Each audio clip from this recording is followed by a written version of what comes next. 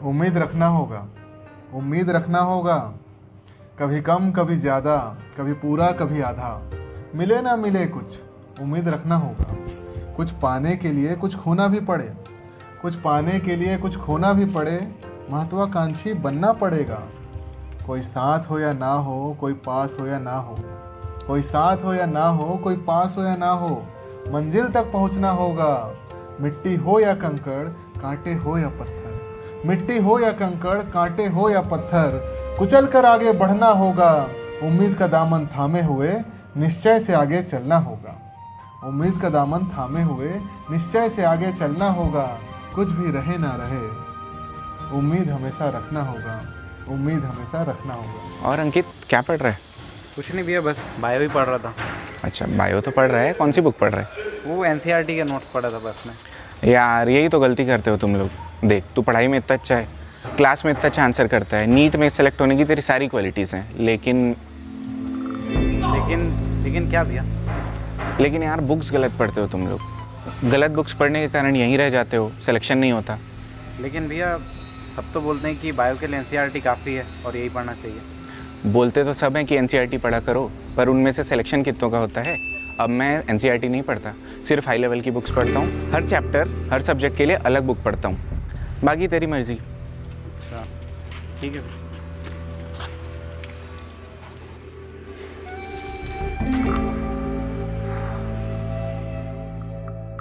हाँ, शादी वाली फंक्शन बहुत अच्छा था।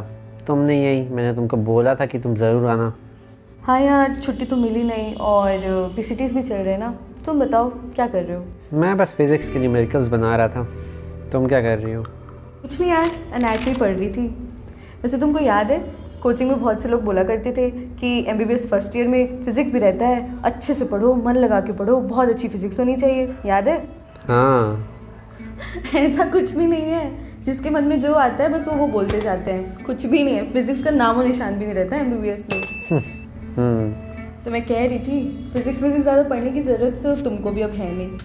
अरे तो नीट पास करने के लिए तो फिज़िक्स पढ़ना ही पड़ेगा ना। और तुमको तो पता है आजकल नीट का कट ऑफ इतना बढ़ गया है कि अगर अच्छा रैंक लाना है तो फिज़िक्स के भी लगभग सारे क्वेश्चन एकदम सही से अटैम्प्ट करने पड़ेंगे। तो फिज़िक्स तो पढ़ना पड़ेगा। अच्छा हाँ हाँ हाँ, एनीवे मेरी एक फ्रेंड आई हुई है, हमारी बैच पार्टी है। मैं रखती हूँ, हाँ बाद में बात करते हैं। चलो चलो, हाँ बाय। थोड़ी देर रुको तो सही, बात तो करो।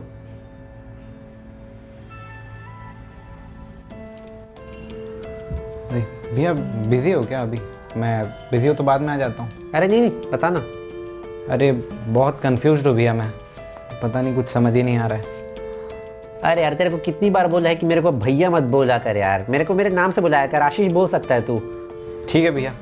अरे ठीक है भैया, नहीं अब से आशीष बोलूँगा। हाँ, अब बता क्या कन्फ्यूजन, फिर से डाउट आ रहा है क्या?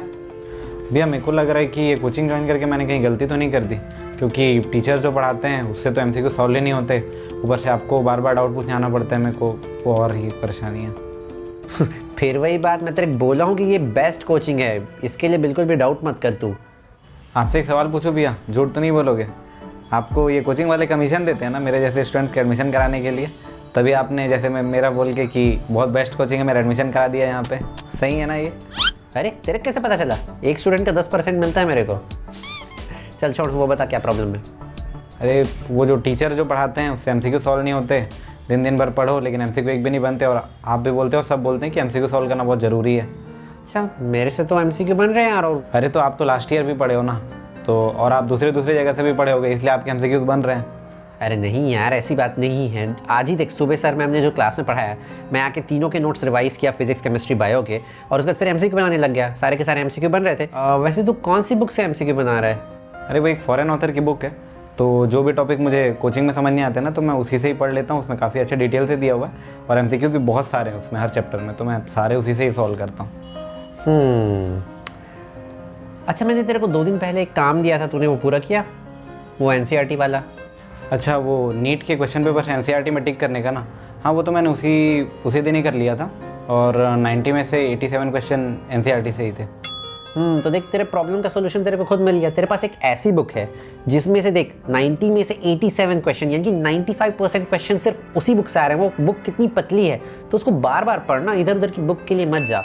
और अगर तू उस फॉरेन ऑथर वाली बुक से मेरे से डाउट पूछने वाला है तो मुझे माफ़ करना ओम साईं राम, उस फॉरेन ऑथर की बुक से पहले लूँगा मैं एनसीईआरटी का नाम। चल अब जा तू भी पढ़ाई कर, टेस्ट सीरीज शुरू होने वाले, अच्छे से पढ़ना, ठीक है? पढ़ते हैं।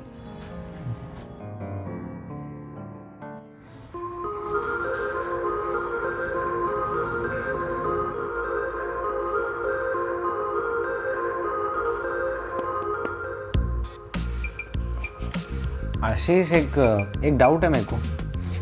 ला दिखा।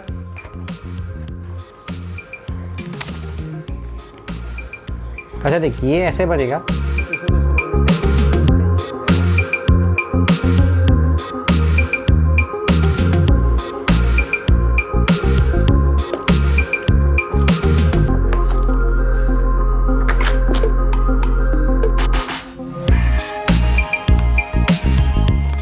आशीष, एक और डाउट है।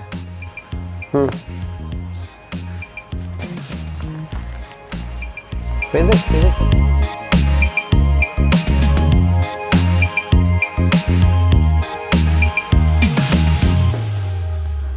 फिर समझ नहीं आ रहा यार, पढ़ भी रहे हैं वो, फिर डिस्टर्ब हो जाएगा उनको, पूछना भी पड़ेगा, लेकिन उसके आगे समझ भी तो नहीं आ रहा। आशीष, एक और डाउट है। बाद में बता दूंगा यार, अभी थोड़ा सा पढ़ने दे, है ना? छोटा सा ही डाउट है, बस 2 मिनट लगेगा आशीष। अरे बाद में बता दूंगा ना यार, या फिर कल क्लास में सर से ही पूछ लेना ना डाउट तू, ठीक है? अभी मैं थोड़ा पढ़ लेता हूँ, है ना? टेस्ट है। अच्छा ठीक है।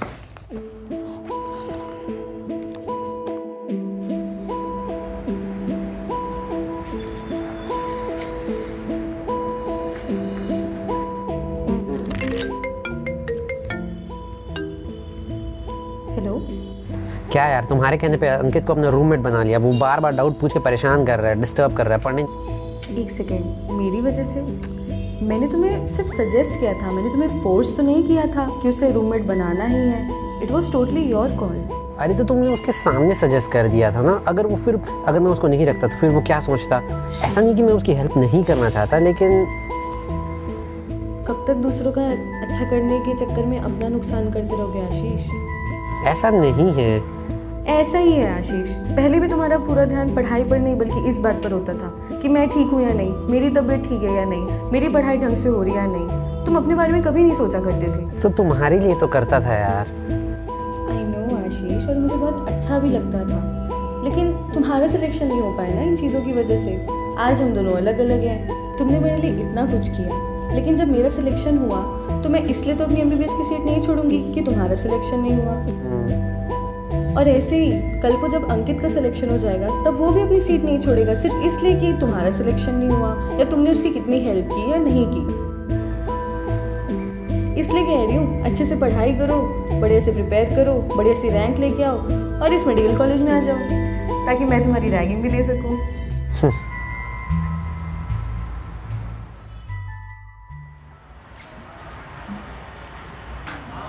और कैसा गया तेरा टेस्ट? मेरा तो अच्छा गया, तेरा कैसा गया? मेरा भी अच्छा ही गया, बस पिछले वाले से तो अच्छा ही गया। सही है। और वो वाला देखा केमिस्ट्री का 3rd नंबर वाला क्वेश्चन, काफ़ी कंफ्यूजिंग लग रहा था तेरा, सही बना? में नहीं बनाया मेरे से भी एक बार। और चल देखते हैं पिछले टेस्ट का रिजल्ट देखते हैं। चल।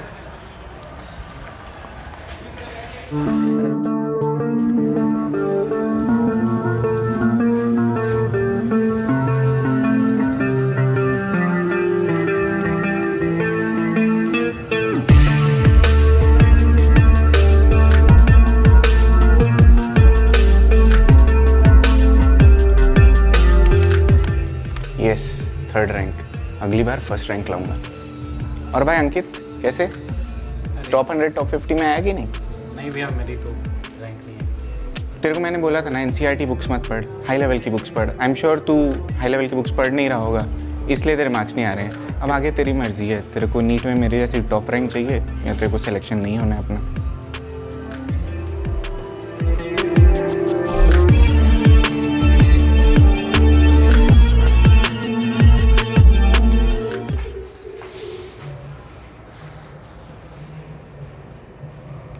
ठीक ठाक रैंक है। अरे अंकित, अरे तू यहाँ पे कोने में चुपचाप क्यों खड़ा है? अरे देखो ना, मेरा टॉप 100 में भी नाम नहीं आया। वो एक अमन भैया है ना जो मेरे को बोले थे फॉरेन ऑथर की बुक पढ़नी है, उनकी 3rd रैंक है। मुझे एनसीईआरटी पे ही भरोसा था और मेरा टॉप 100 में भी नाम नहीं आया।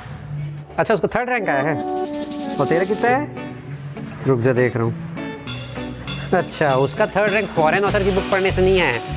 अमन के शायद कोई चाचा या कोई रिलेटिव हैं जो इस कोचिंग में मैनेजर या फिर किसी पोस्ट पे हैं, शायद उसी से उसको क्वेश्चन पेपर पहले से पता चल जाता है, इसलिए उसका रैंक आया है। भैया लेकिन उससे क्या, मैंने तो इतनी मेहनत की, एनसीईआरटी पूरी पढ़ ली, फिर भी मेरी तो टॉप 100 में भी रैंक नहीं आई। अच्छा, चल बता, तेरा फर्स्ट टेस्ट में कितना रैंक आया था? 430 के अराउंड। और फिर सेकंड टेस्ट में? 350। और फिर थर्ड टेस्ट में? थर्ड टेस्ट में लगभग 210 क्या। 210। और ये इस वाले टेस्ट में कितना आया है? मेरा 128 टेस्ट में। अब तू खुद देख ले कि तेरी रैंक पहले 400 वाले रेंज में थी, फिर 300, फिर 200, अब 100 वाले रेंज में आ गई है। और मैंने देखा था तेरे रूम में वो क्वेश्चन पेपर भी रखा था टेस्ट का, जिसमें तूने वो सही आंसर टिक किए थे, उसमें मैंने देखा कि तूने बहुत कम माइनस मार्क किए हैं, तो ये भी तेरा बहुत अच्छा प्लस पॉइंट है।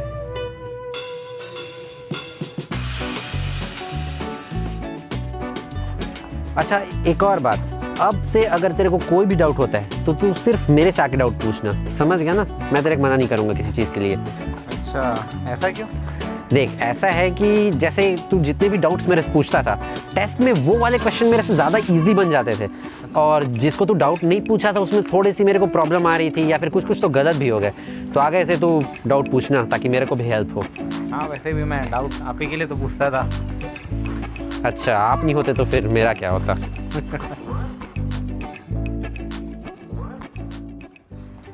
अरे यार, फिजिक्स तो कितना ही पढ़ लो, टाइम कम पढ़ ही जाता है, ऐसा हो जाता है। सही बोल रहे भैया, टफ तो है ही है। हेलो, क्या? कब? अच्छा, ठीक ठीक। क्या हुआ? अरे वो भैया बोल रहे हैं कि पापा का एक्सीडेंट हो गया, तो मेरे को जाना पड़ेगा घर जल्दी से। अच्छा ठीक है, तो एक काम कर, तू मेरी गाड़ी की चाबी ले, तो बाइक से निकल जा, अभी निकल जा, ठीक है? ठीक, थैंक यू भैया।